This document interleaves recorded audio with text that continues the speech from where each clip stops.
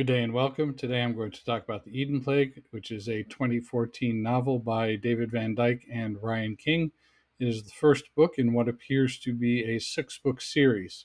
The authors recommend for The Eden Plague that the Eden Plague story itself is a little complex, so you might want to start. They call it Book Zero.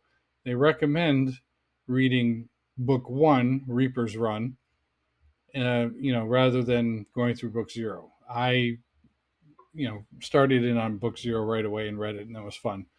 So the way I discovered this book is I subscribe to a service called BookBub, which every day will send me deals on books.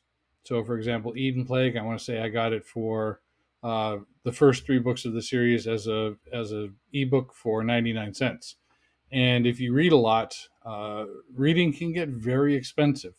I don't think I ever really bought new books until I was in my 20s, and I still try to buy books um, used or on sale whenever possible.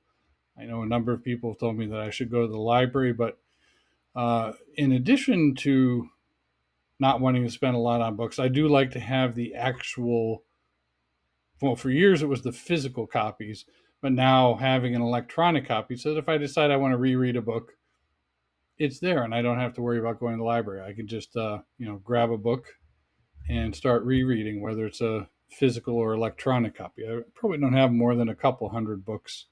I had to downsize several years ago and probably got rid of 1,500 books or so. And I've been working on uh, getting them back mostly on e-reader, although I do have copies. Anyway, so the Eden Plague. A lot of times when I get these books on discount, I'll read through it. I'm like, yeah, okay, maybe not. The copy on the newsletter will say 5,000 over 5,000 5-star awards on Goodreads, and maybe I like it, maybe I don't. Um, I have them send me science fiction and fantasy and horror novels, and a lot of times I'll see something, I'm like, oh yeah, I've read that. Yeah, that'll be great. I'll get an ebook for $2. Now I have it because I used to own it and I threw it. Had to throw it out. Or I might get a book that I haven't read, and probably 70% of the time, if I get something I've never heard of, don't know the author, but the ad copy looks okay, I can't read it. The Eden Plague is not one of those books.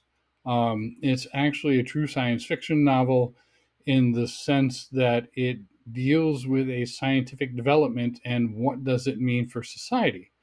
The particular scientific development is there's what's called the Eden Plague, which infects people and causes them it repairs all the damage in their body.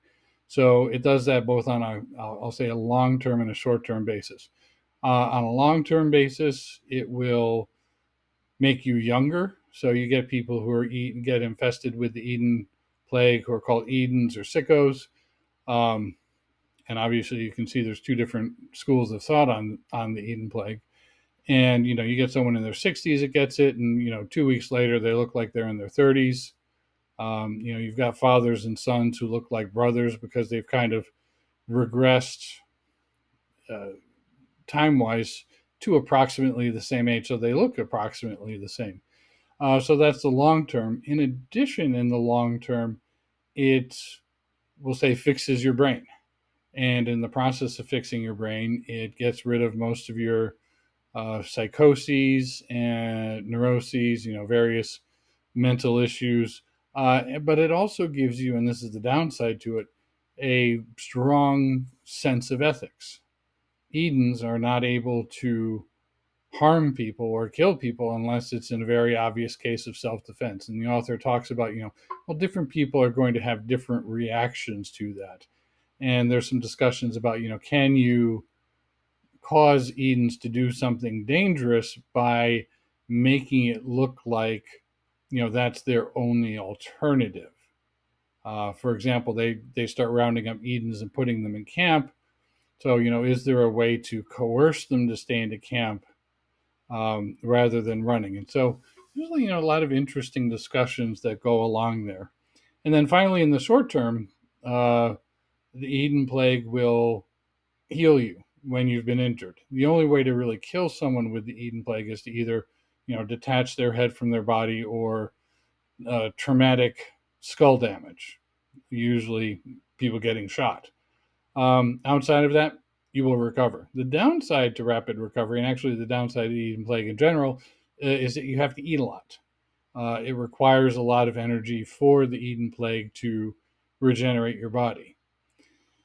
So, the Eden plague gets out, the main character catches it, and then events happen. There is a pretty strong libertarian bent to this to this book, in the sense that the authors feel very strongly that governments really only maintain control through fear. They're not providing a service and organization. They're just extracting wealth from people that are under their form of government, in exchange for very little or nothing. So, it's a fairly, libertarianism tends to be fairly common. Um, Certainly looking at the present day, there's a case to be made that maybe the author does have a point, or you might not feel that way. That's okay. Um, so overall, well, how does a government respond to people that are immune to threats? That don't have uh, psychoses, various mental malfunctions that cause them to be manipulatable by fear. How can a government, and how can a government show that it's adding value when it's not necessarily adding value? And how will the government respond to that? Which is an interesting theme. And, the author says, well, here's what we think is going to happen. And it does, in fact, the main characters predict, well, this will probably happen. And in fact, that is what happens. And, the books proceed along very well, and they're interesting to read, and they're fun, and they're, good, compelling stories. Since this is set in 2014, you do have cell phones, which for me is kind of interesting, because cell phones weren't really a concept in a lot of the books that I read earlier. And you have a lot of characters worried about people tracing back, tracing cell phone calls, and there's a lot of signals intelligence suppression by the characters, which means basically everybody buys burner phones. 2014, I think smartphones were fairly common then, but none of the characters seem to have smartphones or use smartphones, and they don't seem to be a thing. So, okay, it's mostly people using cell phones, and they're, most of the characters who are trying to stay below the radar use burners, generally speaking, and they keep the batteries out of the burners. And there's lots of talks about that in the NSA and all kinds of fun stuff. So the technology is kind of interesting. And so when you look at it, I actually reread this to talk about it recently, and it was fun. I really enjoyed it. I ended up reading the entire 3-book series. The books are 300 pages each, so it's not really something you just kind of casually sit down and do in a day. So I read them, and they're really interesting because they're told from really 3 distinct points of view.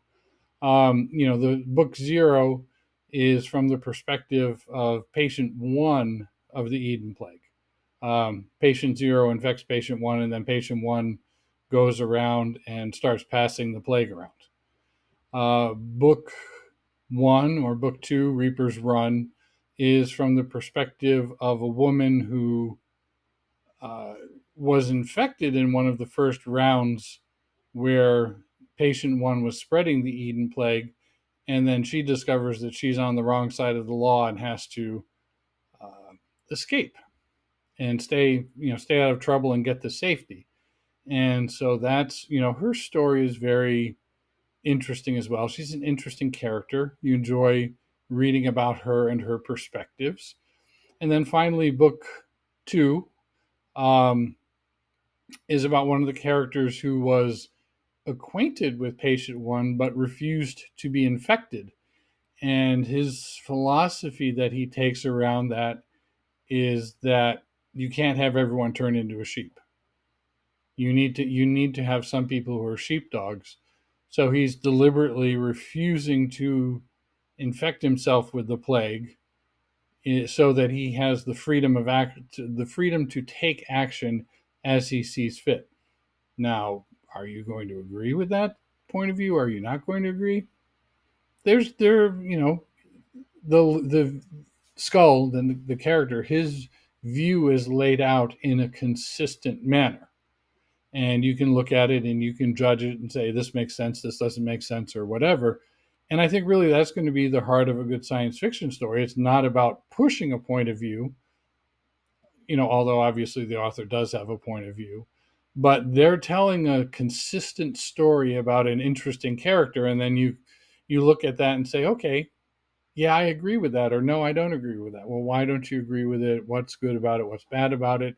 And that's really what makes the story interesting and why you want to keep reading. Well, what's this character going to do? How's this character going to respond to this situation? And the character has, pretty consistent responses, but sometimes he does stuff you're like, wonder why he decided to do that. Nothing plot bending, but, or plot shattering. He doesn't do inconsistent things just for the sake of moving the plot along, but periodically he will do something inconsistent. It's like, well, why do you do that? And really that makes this, and all three of the books feature that, these consistent characters that you understand that still sometimes manage to do unexpected things. And it really keeps the pages turning because you wonder, well, what's the character going to be doing? And how is the situation going to develop? And, what does the Eden Plague mean? And how are people going to respond to it? And, I found myself at the end of book 3 thinking, wow, that was a really, really fun read. So, Eden Plague, David Vandyke and Ryan King, strongly recommend it. As always, if you've listened this far, I thank you for your time, and I will talk to you later.